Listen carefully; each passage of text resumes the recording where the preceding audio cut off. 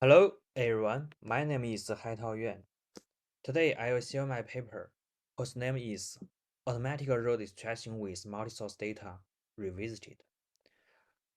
Completeness, Smoothness, and Discrimination. And first, we should answer the question why we need to extract roads with multi-source data. The first key point is that automatically extracting roads from aerial images is significant. However, due to deviated photographic angles or extremely weather such as the snow or fog, aerial images may have low quality. To address this issue, we should consider other sources data, such as the trajectory data. For example, the regions with a large number of trajectories can be considered as the potential roads. So, the area occurred by trees in aerial images can be recovered by the GPS information, and the missing road sections with few vehicles in GPS trajectory can be predicted with the help of aerial images. Okay, in this paper, we take two data sources into consideration, which are called aerial images and GPS trajectories. In particular, each aerial image can be regarded as a tensor with the shape h times w times z, where h times w represents the spatial resolution, while c denotes the channel information. As for the GPS trajectory, we regard each trajectory as a series of GPS points. To align the two sources data, we convert the trajectory into a single channel image. So the two sources data can be aligned into the same format, namely the images. And last, we can formulate the problem as follows. Given an aerial image and its corresponding trajectory map, our objective is to learn a mapping function to generate the road extraction result, which can be regarded as a binary classification problem for each pixel. However, there remain three significant challenges. The first is called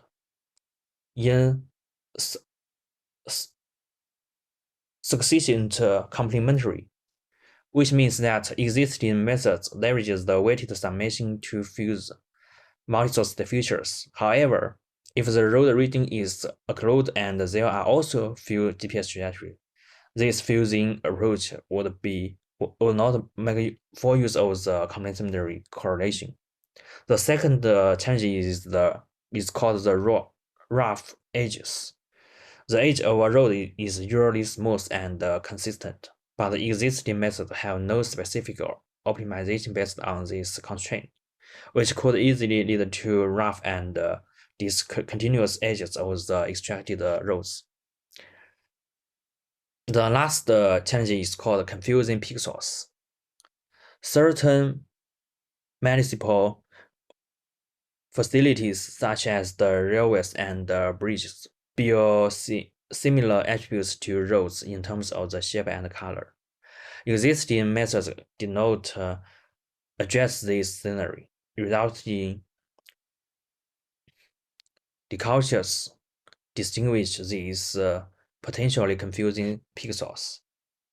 Therefore, our goal is to design a generic learning framework to address the above-mentioned challenges. To address these challenges, we design a novel framework to solve it. This framework includes one main task and two auxiliary tasks. The main task is to generate the road extraction result, also called the pixel classification result. In this part, we designed two modules, which are called source-specific feature encoding network and the pixel attention fusing model. the pixel attention fuzing model is designed to solve the first challenge. As for the two auxiliary tasks, we design the age prediction branch to solve the second challenge, and then use the pixel-aware contrastive learning part to solve the last challenge. Last, I.O. explains the first model in the main task, which is also named the source-specific feature encoding. In particular, we leverage two source-specific feature encoding network, constructing a classical dual-stream architecture to extract hidden representations from the trajectory map and the area image respectively. As the figure shows, each encoding network is designed based on the U-Net structure, which is the universally useful framework for the object segmentation problem, because we regard this problem as the segmentation problem. Next, we apply each pixel attention fusing module to fuse two sources encoding results after each layer of the source-specific feature encoding network. Actually, the whole fusing process includes 4 steps. The first step is to convert the raw images into sequence. And the last step is to concatenate the two sequences into one unit sequence. And the third step is to intentionally learn the position encoding and then merge the position encoding into the sequence representations. And the last step is in the last step, we design two attention stage to capture the complementary correlation between two sources. The first stage is designed to generate global fusing representations, and the second stage aims to extract the supplementary information. The other tasks are designed to better learn the whole model. For example, the pixel-aware construct learning is designed to better learn the whole model. And first, we build positive, negative samples. In particular, we take the road and background pixels adjacent to road edges as hard positive and negative samples, which can be done by morphological operations. We also use the info NCE function as the contrastive learning losses to learn the model.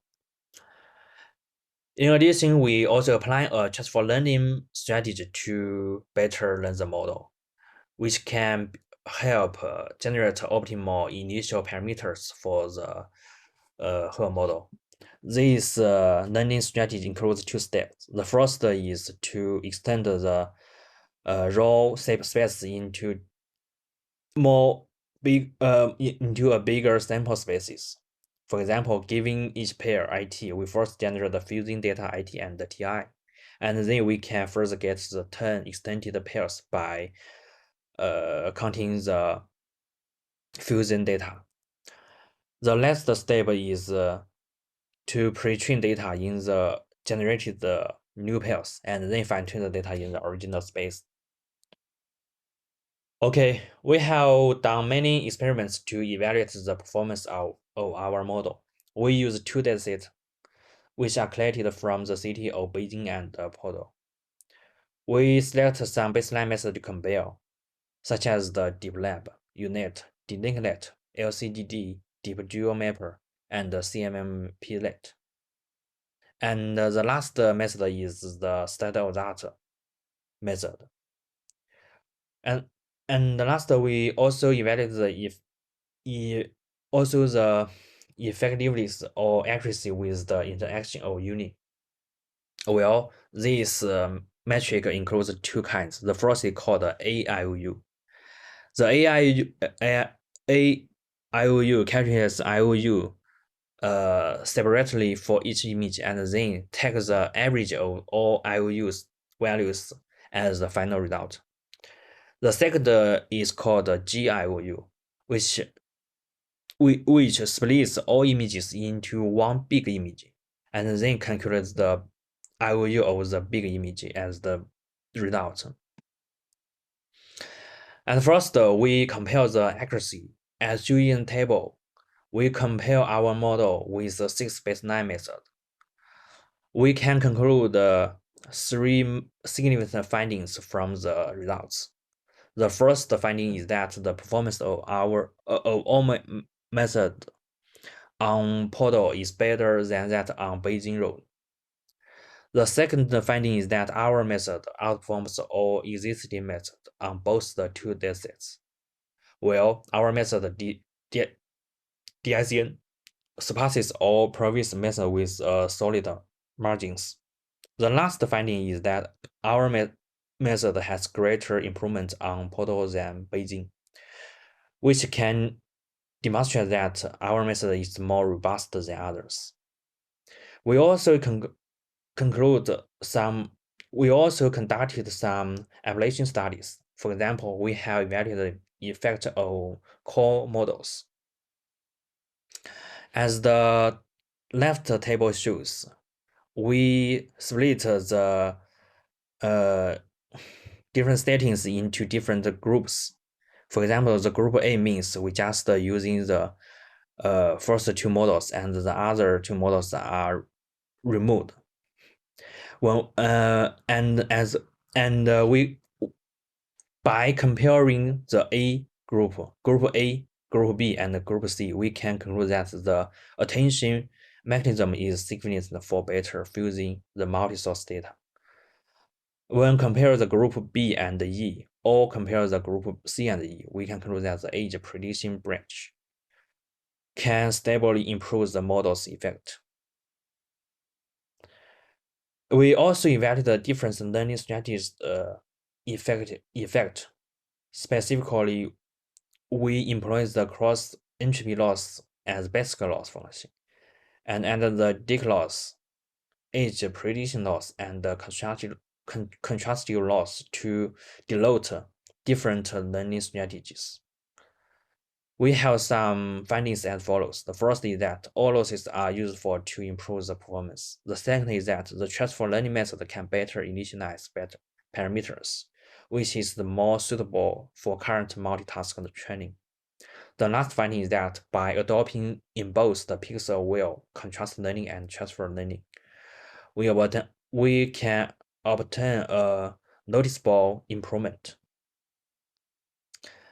In addition, we also compare the scalability and get some findings.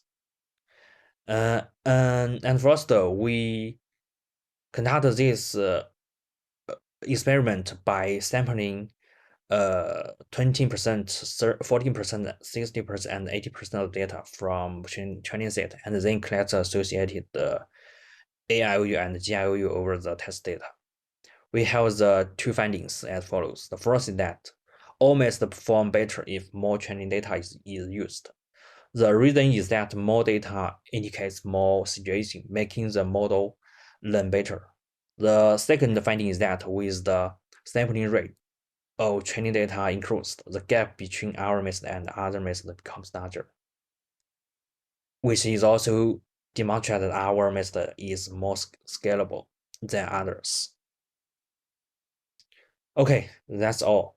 Thank you for your listening.